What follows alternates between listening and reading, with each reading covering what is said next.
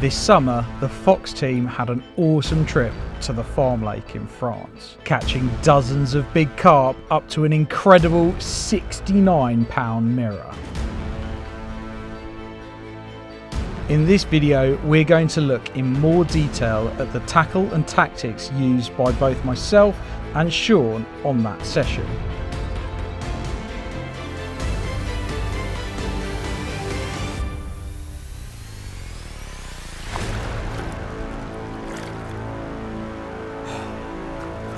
Yeah. Oh, yeah.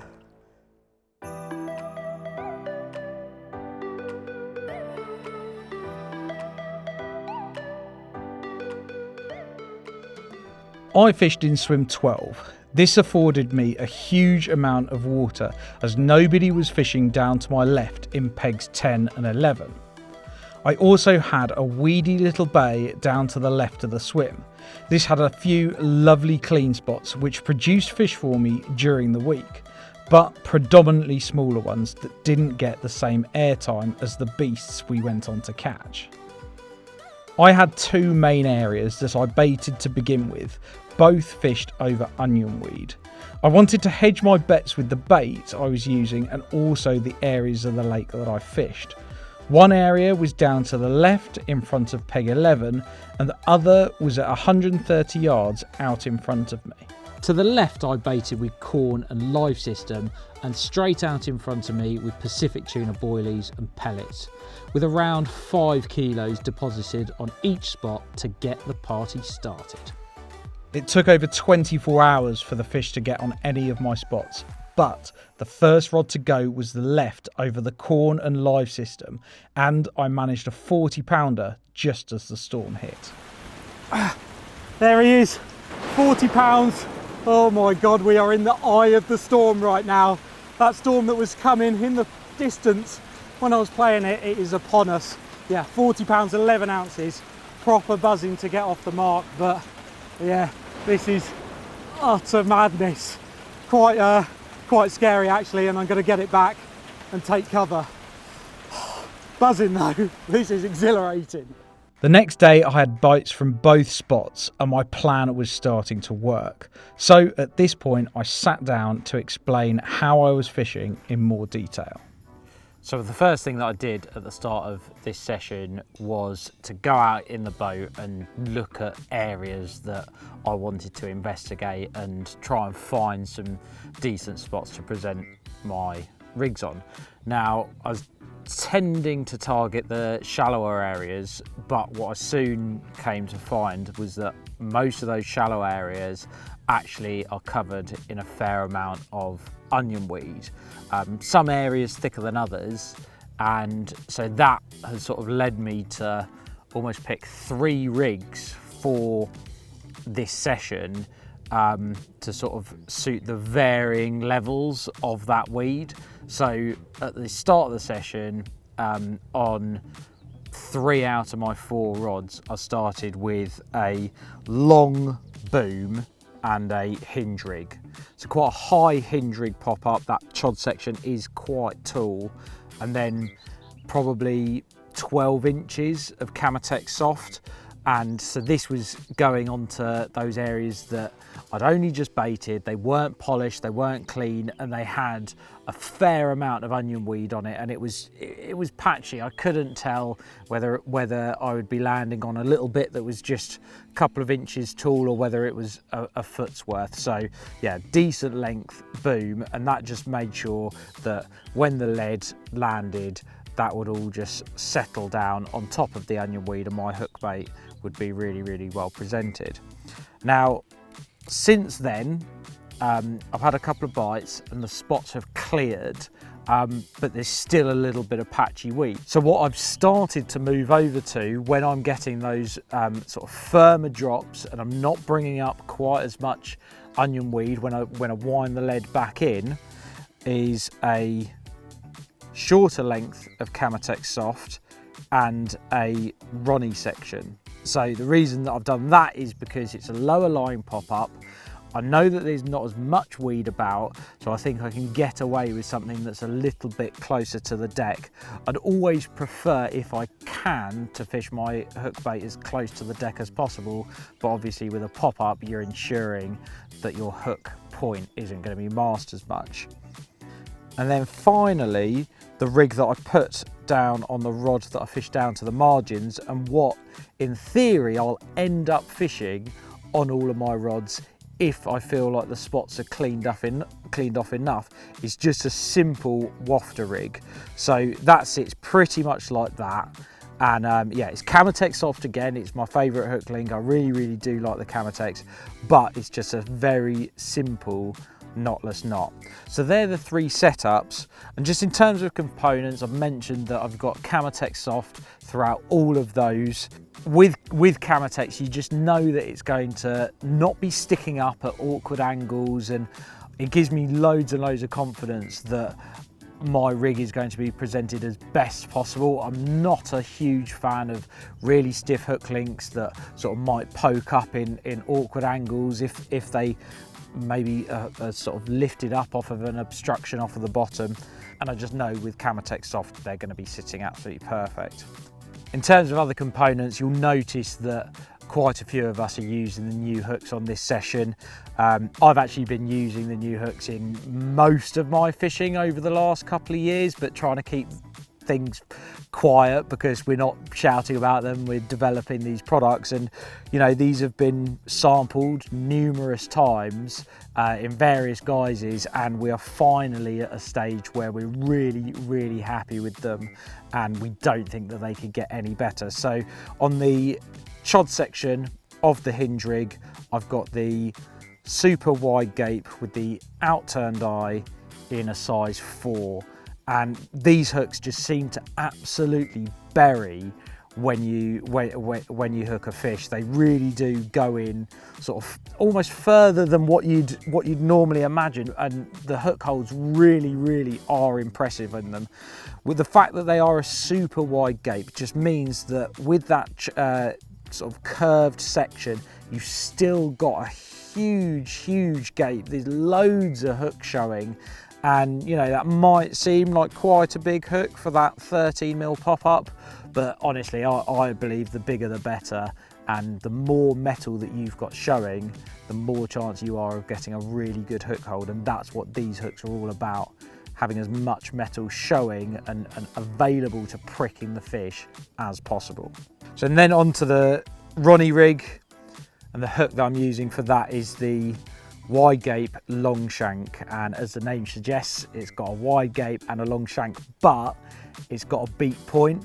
Now with long shanks sort of in the past, they've always had a straight point, and they've always had a tendency to be a little bit weak and bend out. Because there's more leverage there, they do tend to straighten out an awful lot more. So what we've done with these, we've really upped the wire gauge. In fact, from the initial stages of sampling, we've upped the wire gauge 2 times, and the first time we sampled it, we actually thought that we had got a really thick wire. So these are super strong, but also really effective, very sharp, and that beak point just gives you something completely different to what a sort of traditional long shank hook would give you. It's a wider gape than a traditional long shank hook as well, so you've got more of that hook point showing, more hook that's free to catch the fish, and in my eyes this sort of keeps all of the best properties from all of the best hooks. A wide gape is traditionally the hook that's going to land you the most fish because it's got that beak point, because loads of the hook is showing to catch the fish. But a long shank traditionally gets you the most bites because of its ability to flip and turn and catch hold, but you always had those drawbacks with the fact that it was a straight point, so you wouldn't necessarily land as many, and that it was weaker. So I feel like we've ironed out those problems, and putting it on a Ronnie rig seems to me like the absolute perfect option for this hook. I've just got the quick change hook swivel, just a standard one without the ring, on a little loop there. Got the Ronnie spinner sleeve covering the eye of the hook and over onto the swivel, a micro hook ring swivel and a hook bead. Very standard stuff these days. And on the wafter rig, I've got that wide gape long shank on as well. And for those reasons that I was talking about earlier, the elements that go into this hook, you can literally use it on just a knotless knot, and it is so effective. You know, you don't have to tie really complicated rigs for this hook to work beyond the capabilities of most other hooks. So yeah, that is in theory what I'll be ending the session with if these spots get really cleaned off. And if not, it's still going to stay on my margin rod down there. And then all of these rigs I am fishing on a very simple leg clip setup. My main line is the new Exocet Pro. It's mega strong, and this stuff casts better than ever before, and it sinks better than ever before.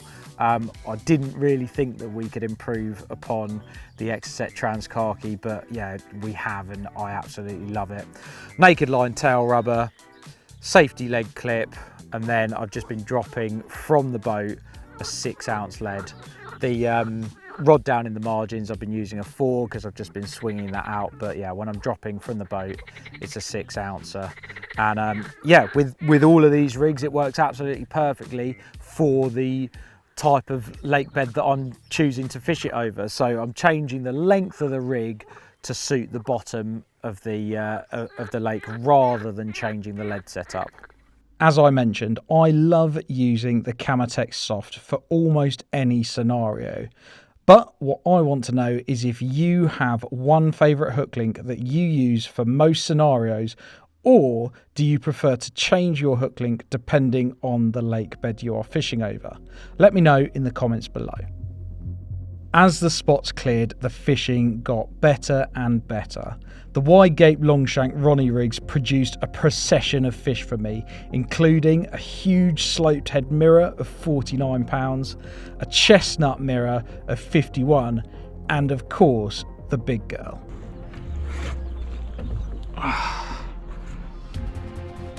Oh my God. Oh, I just thought it was a bream in the weed. That's f***ing massive. Oh no. Oh my God. Oh my God, look at it. Ugh. Right, are you gonna come up? Are you gonna come up? Whoa.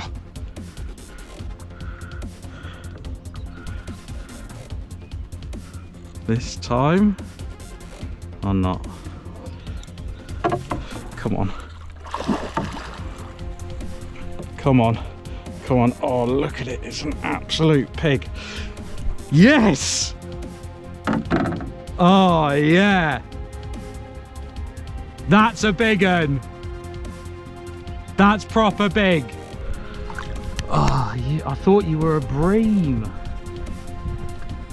Thought you were a bream. Oh, look at that. Oh, yes. What a session this is turning out to be at the farm lake. This is going beyond any of our expectations, and we still got a few more nights to go. What a fish this is. Oh, thank you very much, and cheers everyone else. Thanks very much. I didn't quite end up fishing with the wafter rigs on the main areas, as I didn't feel they ever quite got clean enough. However, they did produce in the bay, and I continue to use this on clean areas in my normal fishing back in the UK.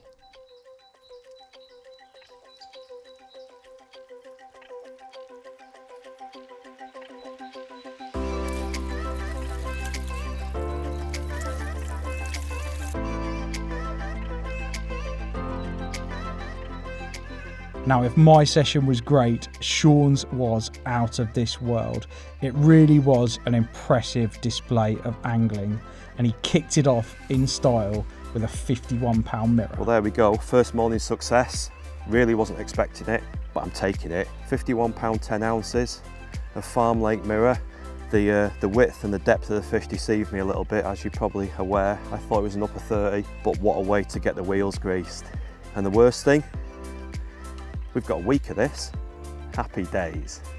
And the following day, he managed an immaculate 55-pound common. Look at that.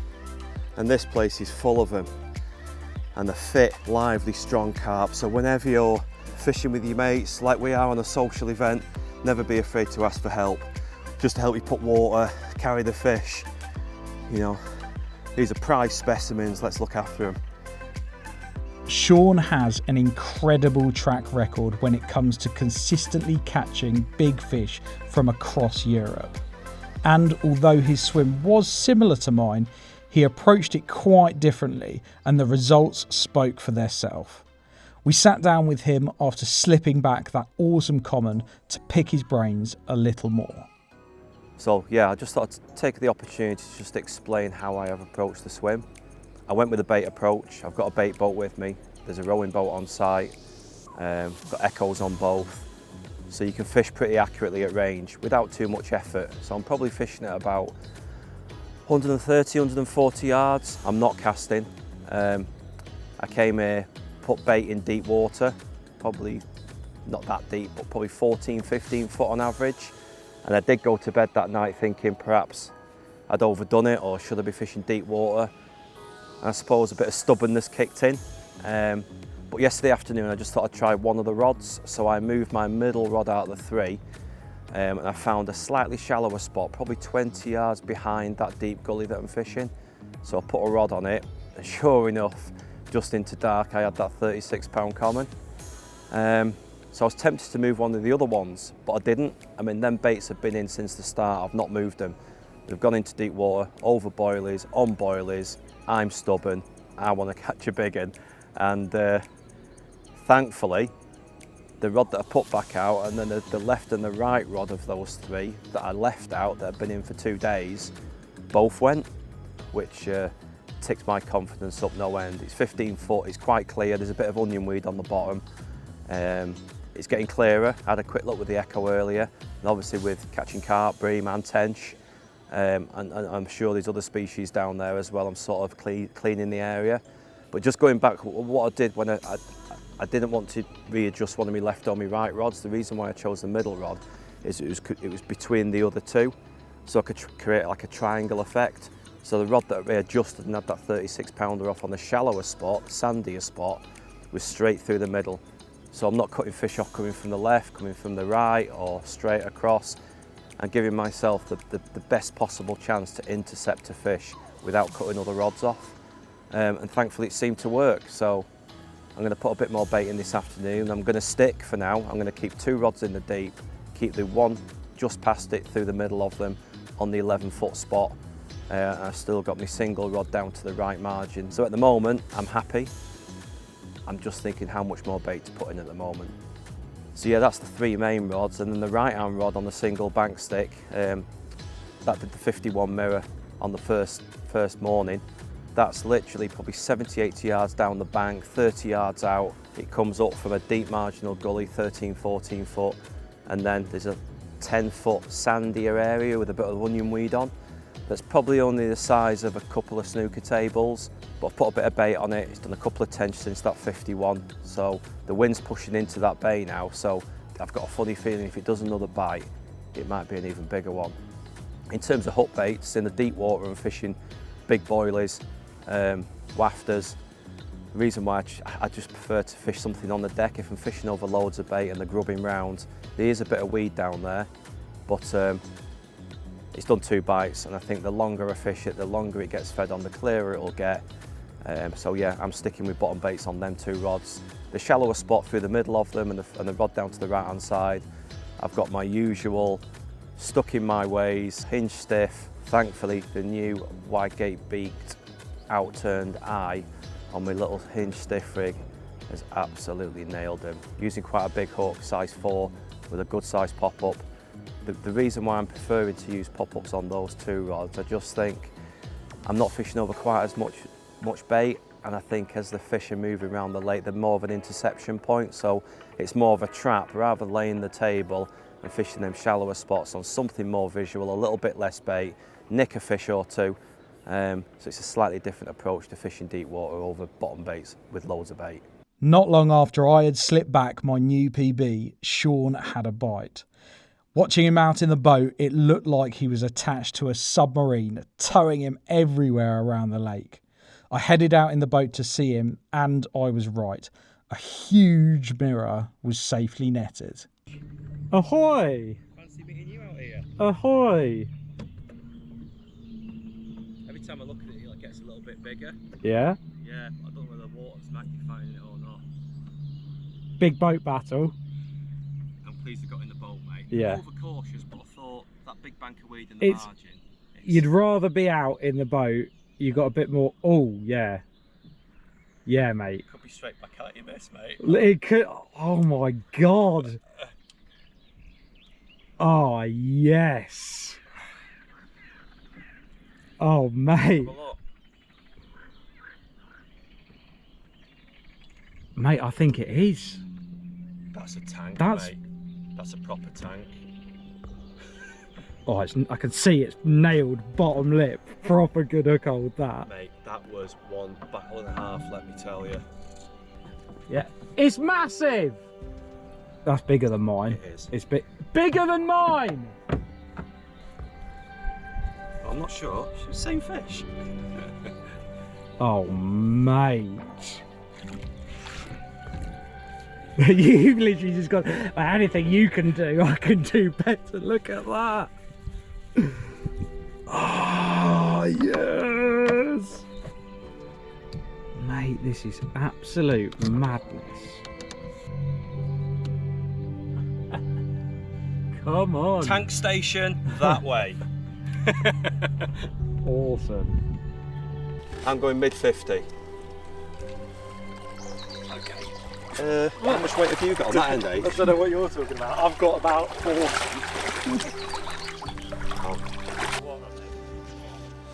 It might. Oh my lord.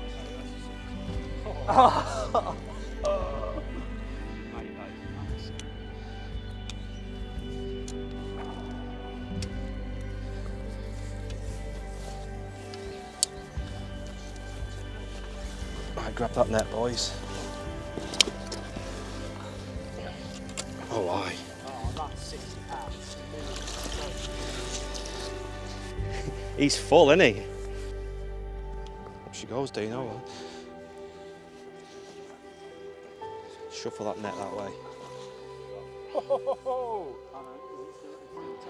Oh my god. Yeah, just move the mat, touching it slightly. Get it up there, boys. Oh my god. Sure, mate. How big is it? 69.6. What? 69 pounds, 6 ounces. Oh, wow, yes! You absolute ledge! He's a big one, isn't he? Oh, Just go get a top up. Oh lordy, come to daddy.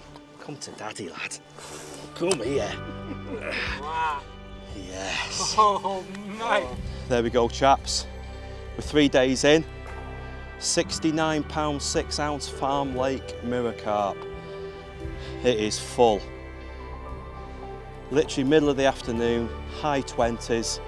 Not when you're expecting to get a bite whatsoever. Took 40 yards of line. I thought I'd hooked a mini. A half an hour boat battle. Big load of onion weed, giving the wrong angle of the line to the hook. And there we go. End result, 69 pound 6. Yes. What a fish. 3 more nights to go and there's bigger out there. Let's get the rods back out. Yes.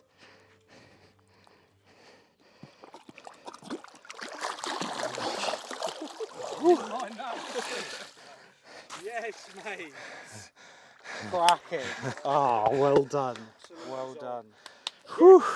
Shaun had altered his approach slightly the day before catching that absolute beast, swapping the wafters in the deeper water for his super neat hinge rigs, and it was paying off big time. Right, the last few fish I've had has been on my Old Faithful hinge stiff rig. It's something that I've used all around Europe, all around the UK, and in the right situation it can be deadly. The reason why I've changed all my rods now to hinge stiff rigs is, one, the conditions I'm fishing in. There's a lot of onion weed out there. I was getting a lot of tench on wafters, and I just thought I wanted that reset feature that the hinge stiff rig gives you. So if that's getting knocked about by onion weed or fish feeding or picked up by a tench, I know it's going to get spat out and reset itself, and I'm going to be fishing a lot more effectively for a lot longer than I would with a supple hook length. So what I'll do now, I'll show you step by step on how to tie it. So firstly, I take about 6-7 inches of 25-pound rigidity, and because this is a new hook with a super short shank, I'm not going to do a dom off or a whipping knot. This is a really simple 6-turn knotless knot. I'll then get the tag end and thread down a micro ring swivel, pass it back through the eye, adjust it to the size of D that I'd like to use, simply cut it and blob the end. I'll then get the size 11 ring swivel, do a simple overturn knot, pull it down tightly, give it a good pull to test the strength, and again cut the tag end, blob it down just on the off chance it does slip, which I've never have it done. Get the new crimping pliers and cut the ring off the swivel. Moving on to the boom section, I like to use about 7 or 8 inches of 20-pound illusion. So all I'm going to do now is put a perfect loop knot at one end to attach to the quick change swivel, and use exactly the same technique to attach the short chod section. Once the boom section is attached to the short chod section, I'll snip off the tag ends, again as tight as possible to the loops to make them as neat as possible, attach a short tungsten anti-tangle sleeve to the quick change swivel end, and then I'm in a position to put enough putty onto the rig required to slowly sink the pop-up. When I come to attach the putty, you'll see I've got the putty in 2 areas. The reason I put the putty in 2 areas is the putty on the swivel is not enough alone to sink the pop-up. It needs the putty that I also attach to the knot onto the loop. The reason why I do it is any pop-up on the market loses its buoyancy over time, and what happens if all your putty is on the swivel, what you find, as that loses buoyancy, you end up fishing a chod rig wafter. But if you counterbalance that by putting putty on the loop, yes, it will lose its buoyancy, but the putty on the swivel won't drag your hook bait down. So once the rig's fully complete, all you've got to do then is floss on your chosen hook bait and you're ready to go. So as you can see, that's a pretty simple way of tying up my favourite rig of all time. These easy ways to do it, these ready tied chod rigs out there that I do use, the reason why I'm tying them at the moment is because I want to use the new hooks, and it's working really well for me so far, and hopefully that trend will continue. Overall, the trip was an incredible success, with Andy Maker putting in a great shift after moving with fish to over 50 pounds, Mark and Dean both also catching 40 pounders. If you want to know more about the farm lake, visit their website, which is linked in the description, and if you missed the full film or want to check it out again, click this link to watch all the epic drama as it unfolded.